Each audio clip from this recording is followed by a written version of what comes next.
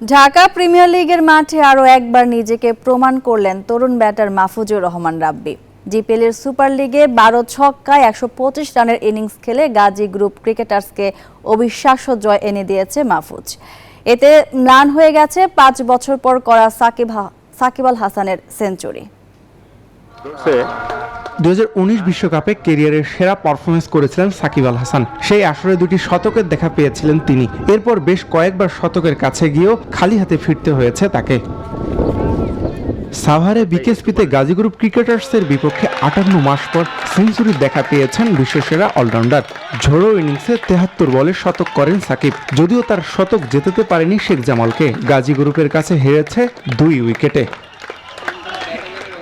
গাজী গ্রুপের হয়ে এই দিন একাই লড়াই করেছেন বাংলাদেশের অনূর্ধ্ব 19 এশিয়া কাপ জয়ী অধিনায়ক মাহফুজুর রহমান রাব্বি। বোলিংয়ে সর্বোচ্চ 3 উইকেট শিকারের পর ব্যাটিংও 12 ছক্কা এবং 125 রানের ইনিংস খেলেন।